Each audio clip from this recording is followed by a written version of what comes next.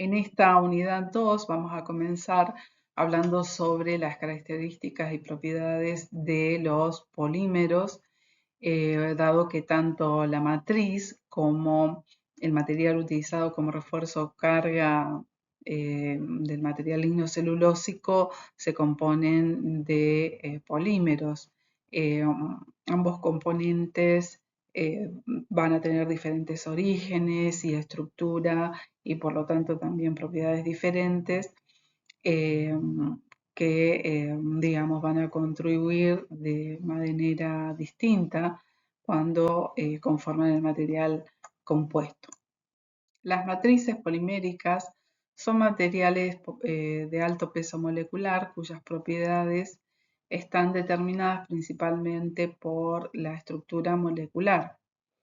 En los materiales compuestos, la matriz polimérica forma la fase continua que rodea al material lignocelulósico. Se suele emplear polímeros convencionales de bajo costo que tengan buena fluidez cuando se calientan para facilitar así la combinación con el material compuesto.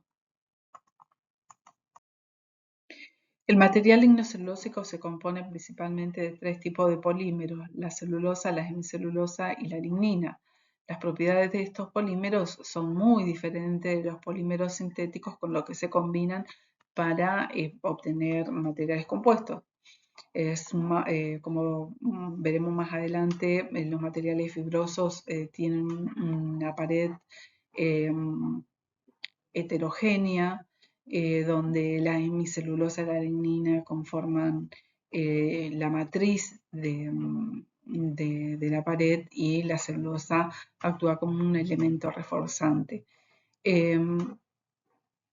Vamos a ver, digamos, que esta complejidad también le otorgan propiedades mucho más resistentes y más rígidas que los polímeros convencionales, sintetizados industrialmente, son menos costosos y pueden comportarse como relleno o como refuerzo según la fuente de la cual provenga. A continuación, vamos a ver algunos conceptos básicos y también algunas propiedades de las matrices y de este tipo de refuerzo, enfatizando en aquellos materiales más comunes en el mercado de este tipo de producto, y también vamos a ver cuál es la tecnología actual para obtener estos tipos de materiales compuestos.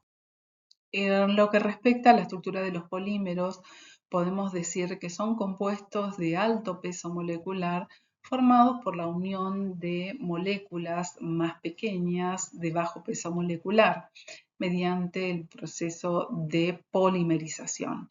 Estas moléculas más pequeñas constituyen la unidad repetitiva dentro de la cadena polimérica. Vamos a ver un poco esto más adelante. Las propiedades de un polímero van a estar dadas por la estructura y la longitud de la cadena polimérica. Esta estructura se desarrolla durante el proceso de polimerización, donde los monómeros van reaccionando para formar largas cadenas del polímero. Esta polimerización puede ser a través de síntesis en los sistemas industriales o a través de la biosíntesis en los procesos naturales. Como decíamos entonces, según su origen, los polímeros pueden ser de origen natural: celulosa, colágeno, queratina son algunos de los ejemplos de estos biopolímeros, o pueden obtenerse a través de procesos de síntesis, como es el caso del polipropileno, polietileno y otros polímeros derivados mayormente de, de compuestos no renovables como el petróleo. Una característica de los polímeros es el grado de polimerización, que indica el número de unidades repetitivas a lo largo de su cadena polimérica. Este grado de polimerización va a estar relacionado con el peso molecular del polímero que es el peso molecular de la unidad repetitiva, multiplicado por el grado de polimerización. El proceso de polimerización depende de numerosas variables que obviamente van a afectar a la longitud de la cadena.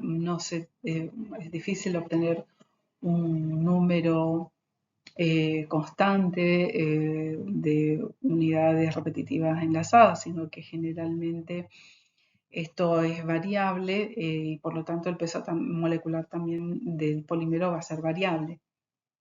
Se tendrán cadenas de diferentes longitudes. Esto también es una característica de cada polímero y también del proceso de polimerización. Acá podemos ver, por ejemplo, la de distribución de pesos moleculares en función de las moléculas con la misma longitud de cadena.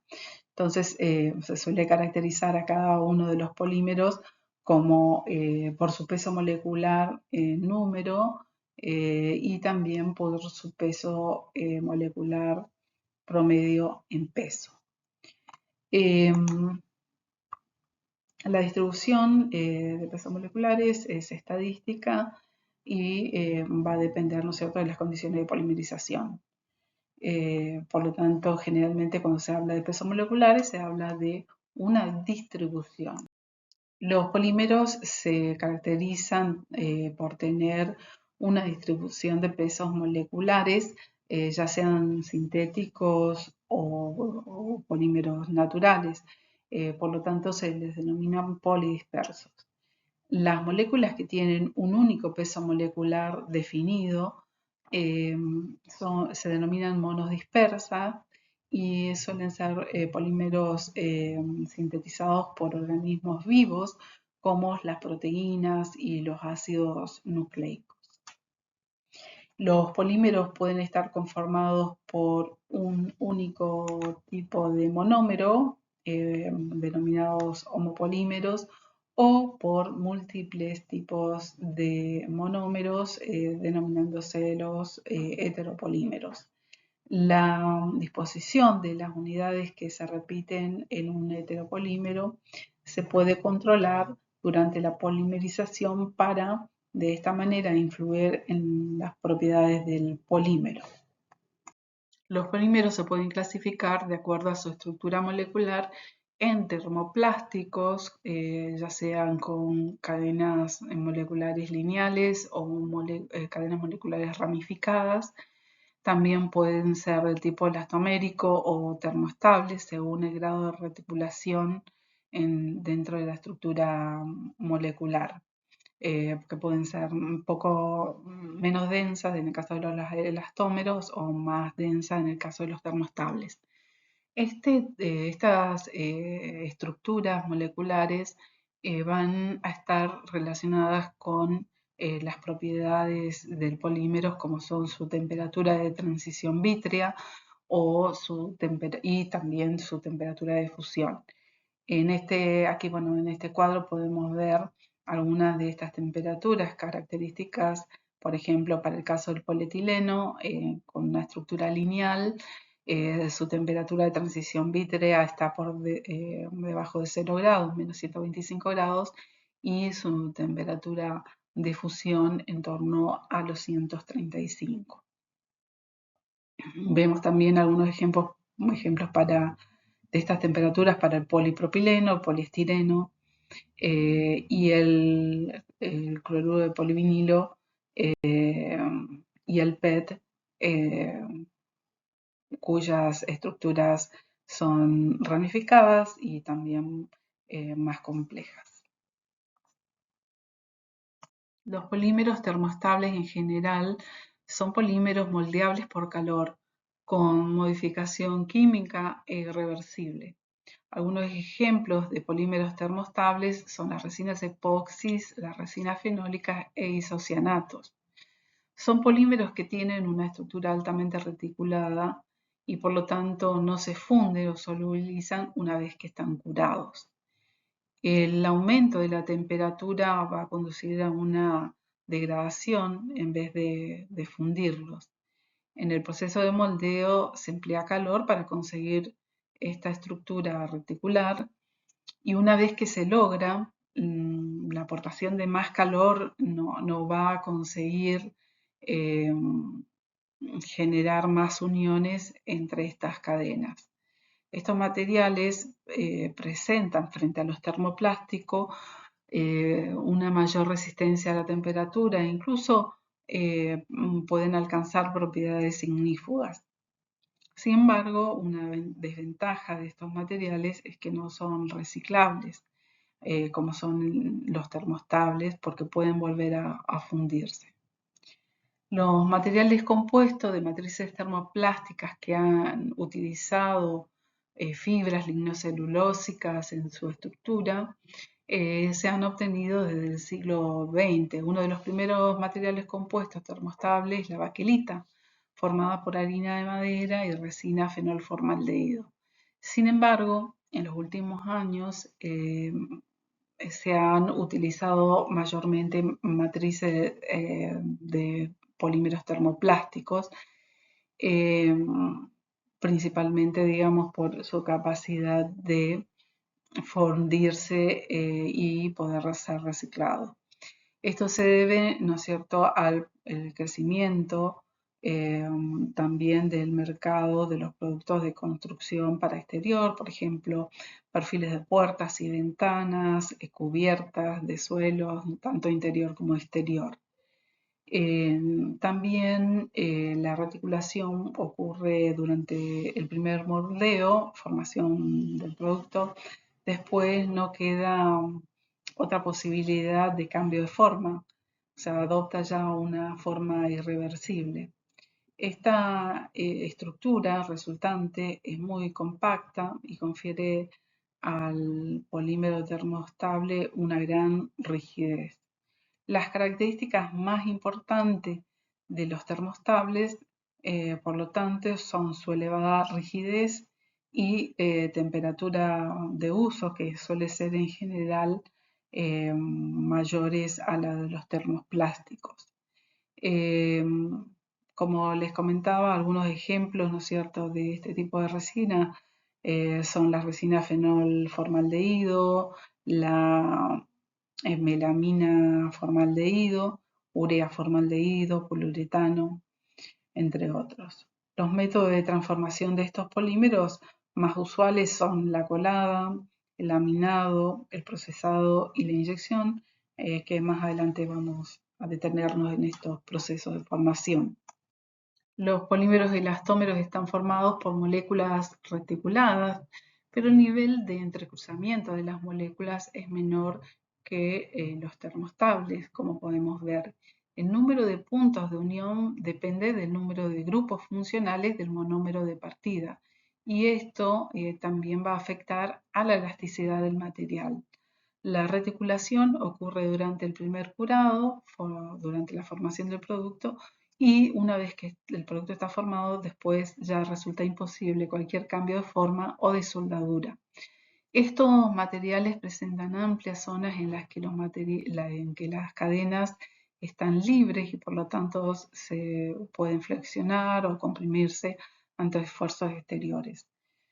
El interés de estos productos va más allá de la propia utilización para fabricar piezas flexibles, ya que con frecuencia se utilizan para mezclar con algún termoplástico de manera de conferirles mejores propiedades de flexibilidad e impacto. Sus características, por lo tanto, son gran flexibilidad y elasticidad. Ejemplos de elastómeros son el látex, el caucho natural, el isopreno y el butadieno y las siliconas. En general, se puede decir que estos polímeros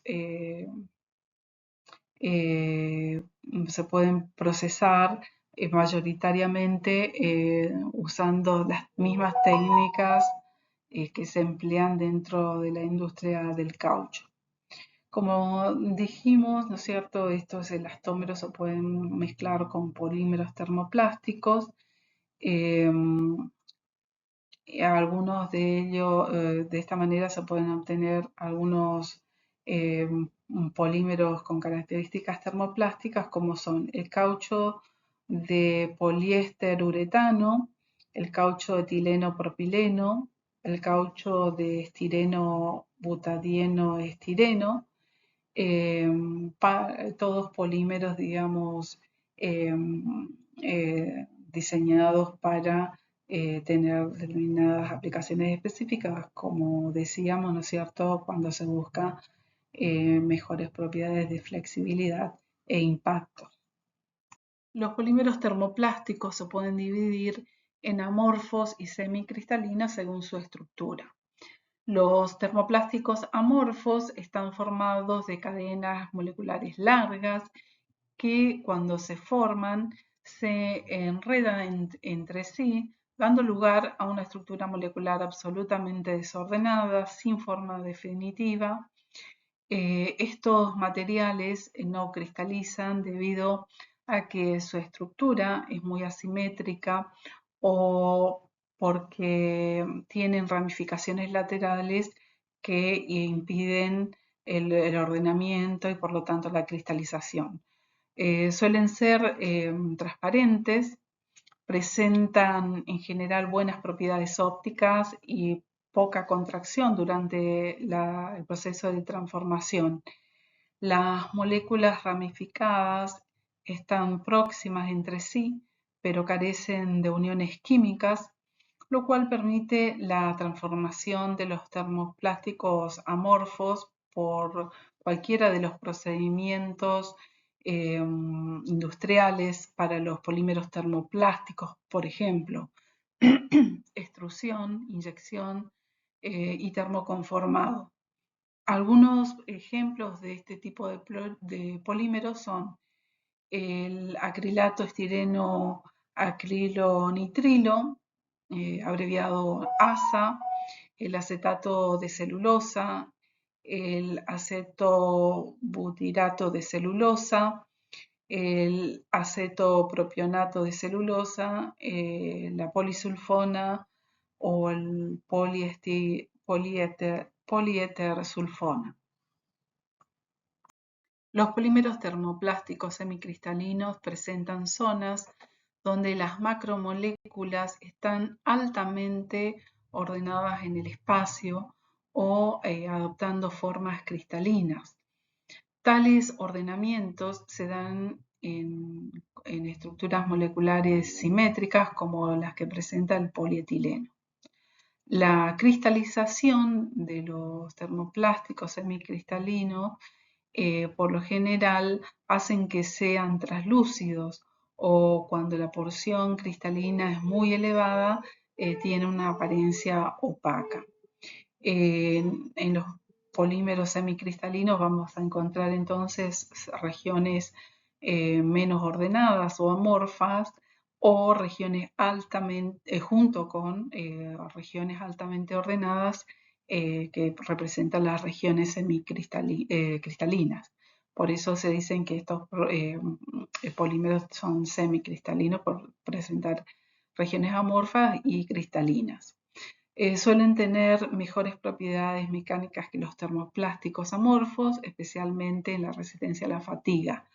Suelen ser procesados de la misma manera que los termoplásticos amorfos, con la excepción de que las condiciones de enfriamiento, es decir, la temperatura del molde donde se forma el producto, va a influir mucho sobre el grado de cristalinidad que va a adoptar el polímero según sea su velocidad de enfriamiento.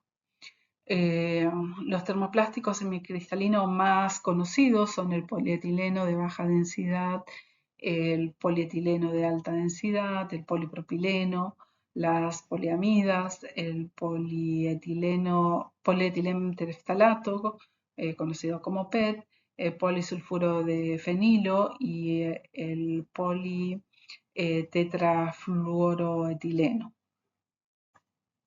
En forma general, se puede decir que las propiedades de los materiales termoplásticos, tanto para amorfos como para semicristalinos, va a depender de una serie de aspectos. Los más importantes son su estructura química, que va a depender de la estructura de los monómeros de partida, la longitud de la macromolécula o la cadena principal del polímero, el grado de cristalinidad que puedan alcanzar y otras fuerzas intermoleculares que puedan generarse entre las cadenas poliméricas, por ejemplo, fuerzas de Van der Waals. Pero ¿cómo se generan estas regiones cristalinas en los polímeros termoplásticos? Las moléculas poliméricas se pliegan sobre sí mismas, dependiendo de su estructura, formando láminas que son las que constituyen la estructura principal del polímero cristalino o la región cristalina. El crecimiento ocurre en todas las direcciones, dando lugar en ocasiones a la formación de esferulitas. Estas esferulitas son ordenamientos supramoleculares partiendo de núcleos cristalinos generados por un enfriamiento lento del polímero después de ser fundido durante el procesamiento. Las regiones cristalinas forman lamelas que a su vez forman estas esferulitas.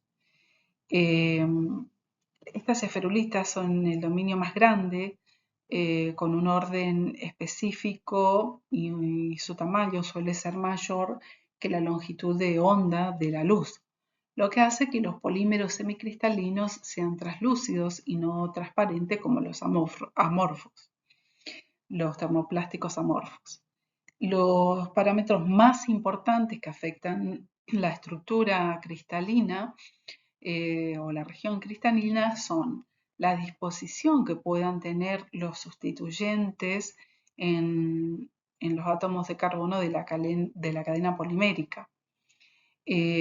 También la ramificación del polímero, el grado de ramificación que pueda tener en la cadena principal del polímero, la distribución del peso molecular del polímero y también las condiciones de procesamiento del polímero, sobre todo su fusión y enfriamiento.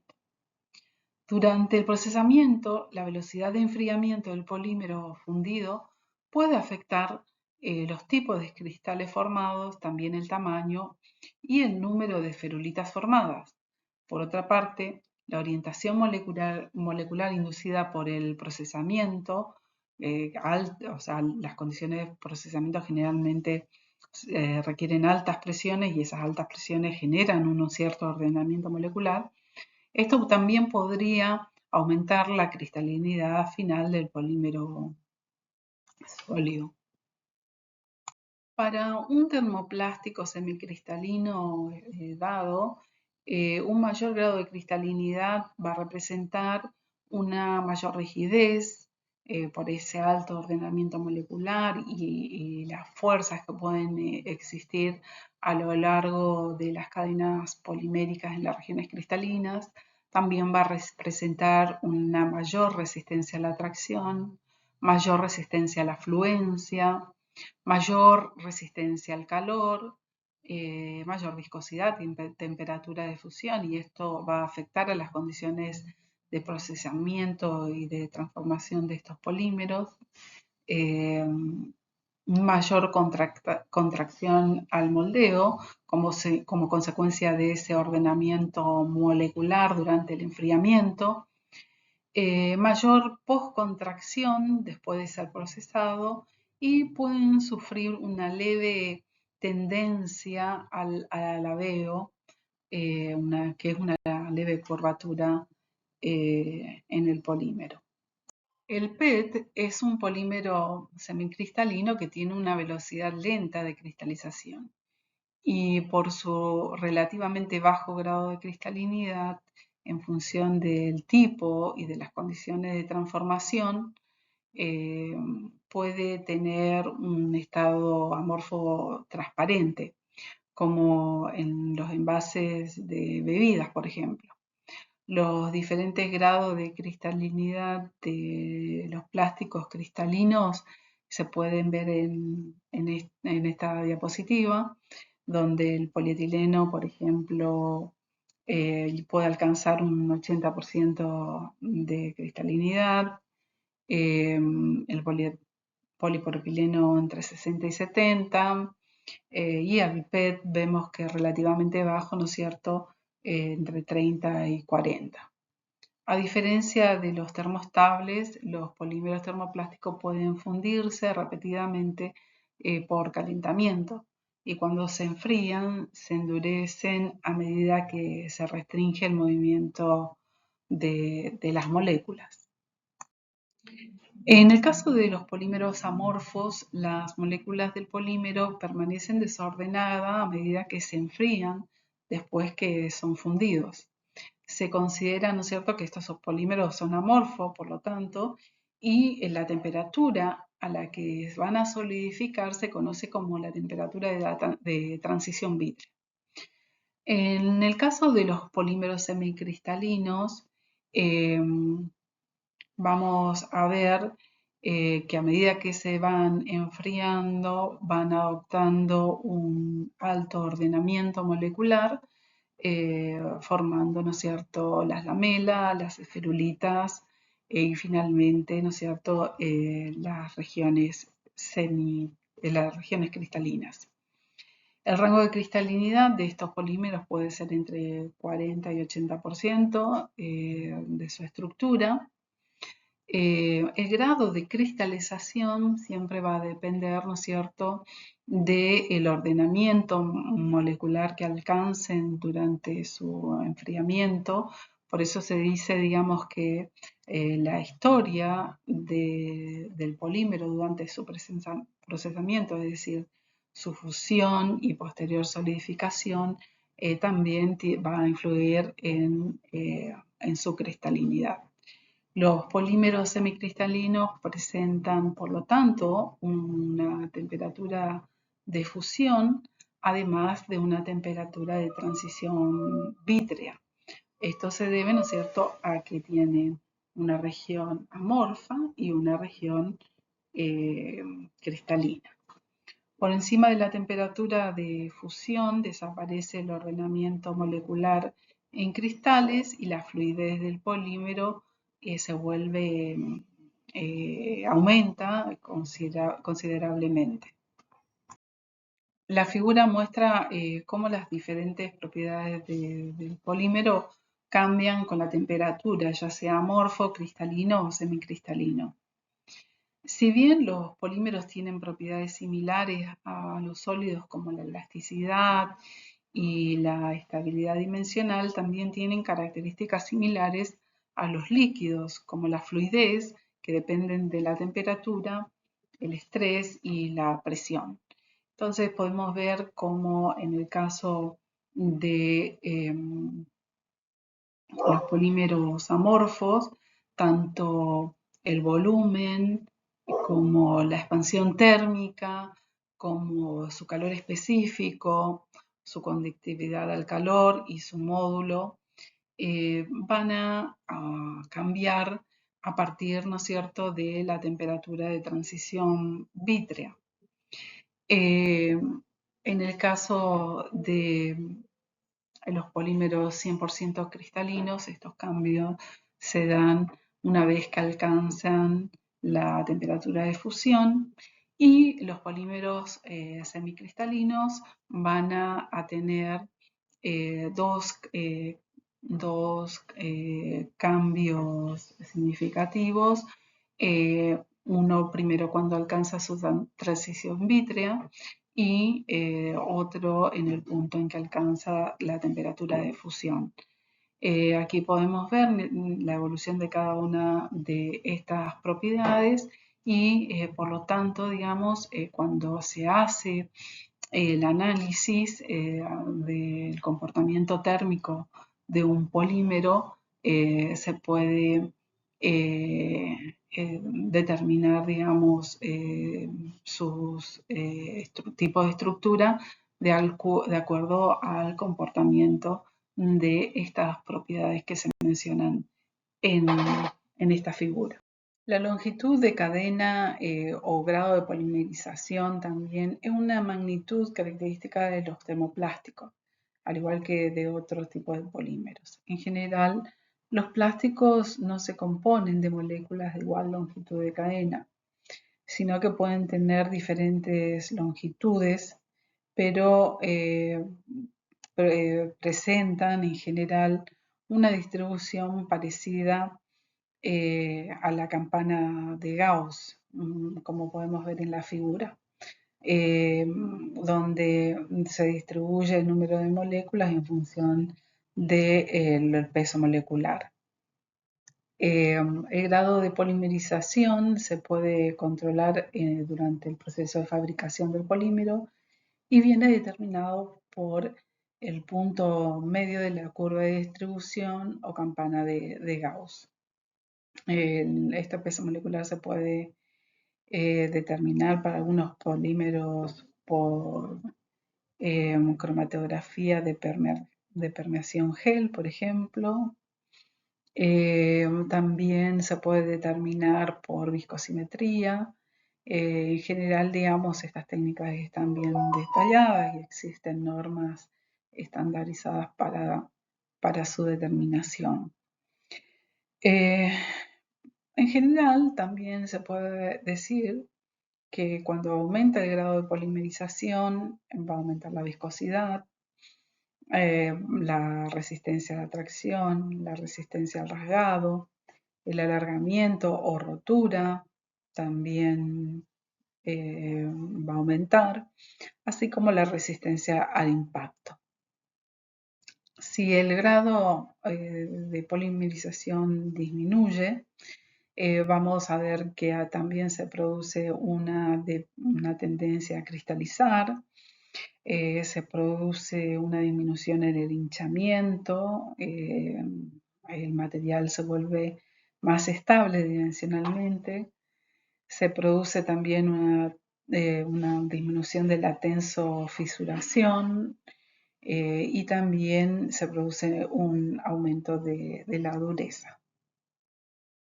Dentro de la estructura del polímero se encuentran enlaces de tipo de unión química, como los enlaces covalentes, por ejemplo, que son relativamente estables a altas temperaturas. Dentro o entre las cadenas moleculares también se producen fuerzas internas o intramoleculares que hacen que permanezcan juntas entre sí gracias a enlaces relativamente débiles entre los átomos de las distintas cadenas.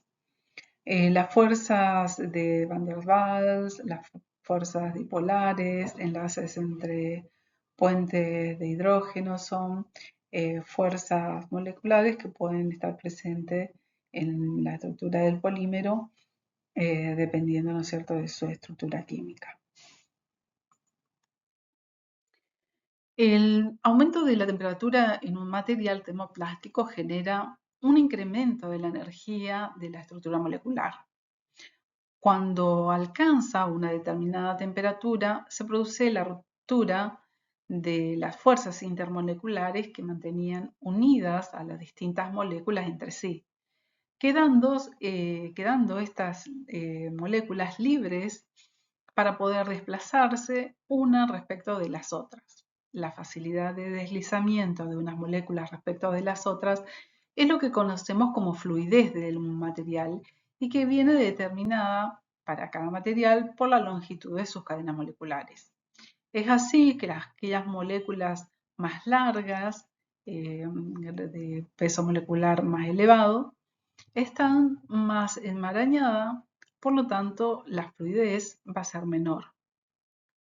El índice de fluidez es una determinación que mide la viscosidad del plástico, representa el grado de libertad que tienen las moléculas para moverse entre sí.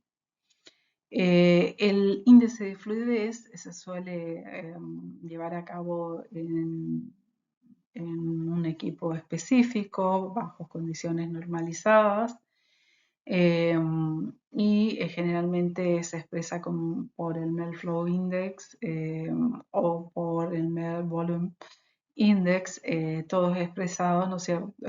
Expresado en un tiempo de 10 minutos que dura el ensayo, y puede estar expresado en gramos o por centímetros cúbicos del polímero. El valor del Melt Flow Index representa la cantidad de material en masa, o volumen que puede fluir a través de un orificio de medidas muy precisas, de sección determinada, en un tiempo concreto y bajo el efecto de una carga establecida.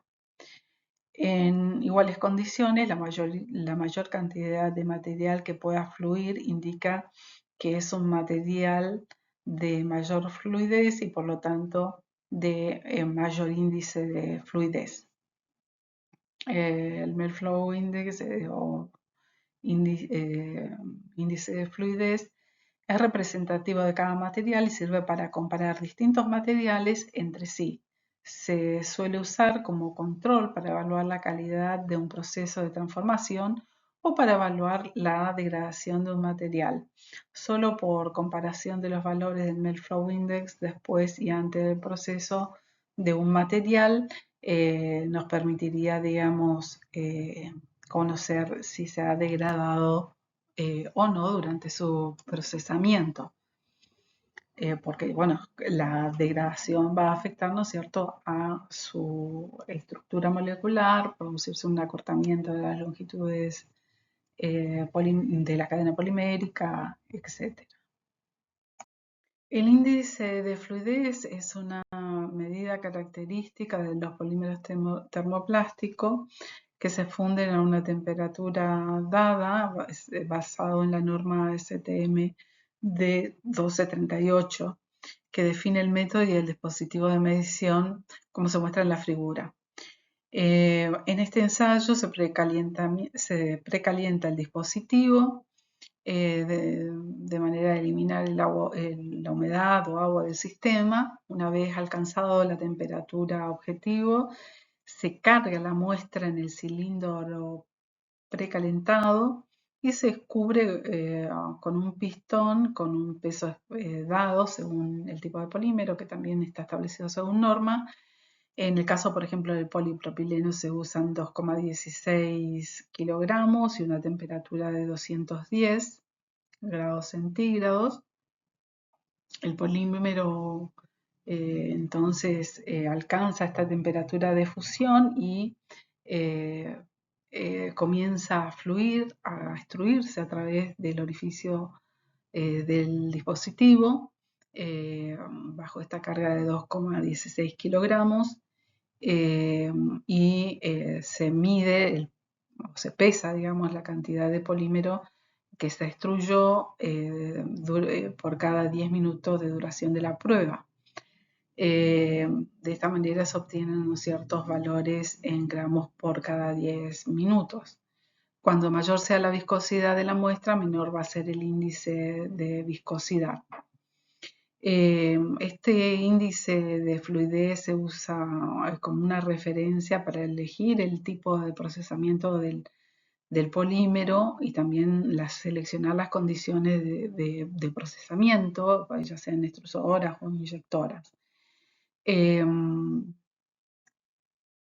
Las muestras con menor índice o con menor viscosidad, por ejemplo, índice de fluidez mayores a 10, son más adecuadas para el moldeado por inyección. Sin embargo, este valor también suele generar algunas confusiones.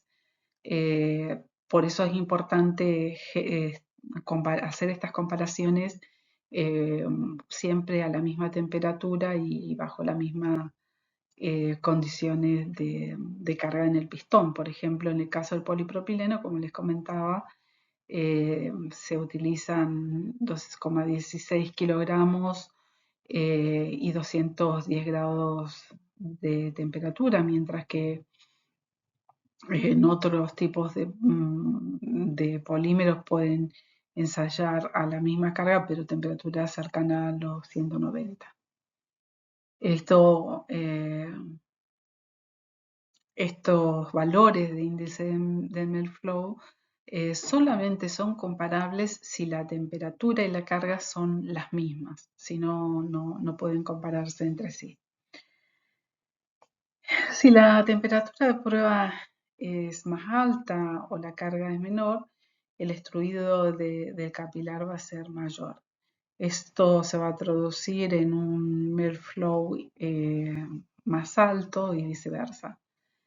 Eh, por esto, digamos, cuando uno compara los valores de índice de fluidez de un material, tiene que tener en cuenta, digamos, las condiciones que se utilizaron para su determinación. Las propiedades de los polímeros termoplásticos suelen depender significativamente de la temperatura a la que se miden y de la viscosidad a la que son ensayados. Generalmente, cuando la temperatura de un polímero fundido se reduce por debajo de la temperatura de fusión, el material se vuelve blando y flexible. Si un polímero es semicristalino, se desarrolla una estructura semicristalina, como hemos visto. A medida que la temperatura se reduce aún más por debajo de la temperatura de transición vítrea, las porciones amorfas se solidifican y forman un material vítreo, rígido y en algunos casos frágil. Las principales características de los polímeros más empleados como matrices de materiales compuestos son ligereza o liviandad, que están relacionadas con sus densidades. Las densidades de los polímeros pueden variar entre 0,8 y 2,2 gramos por centímetro cúbico. La gran mayoría, no obstante, posee densidades en el intervalo comprendido entre 0,9 y 1,6 gramos por centímetros cúbicos. Son materiales considerablemente más livianos que los metales, por ejemplo, el aluminio tiene 2,8, el acero tiene 8, el cobre 8,9, el vidrio tiene 2,2 de densidad y la cerámica 2,7. Por lo tanto, este tipo de polímeros permiten construcciones más livianas en sectores como la industria automotriz y la aeronáutica, respecto, ¿no es cierto?, a los metales y al vidrio y la cerámica. Otra característica es la flexibilidad. Los módulos de elasticidad de los plásticos, que son indicadores de la rigidez, son casi 10 a 15 veces inferiores que los de los metales, aunque puede obtenerse resistencias mecánicas elevadas.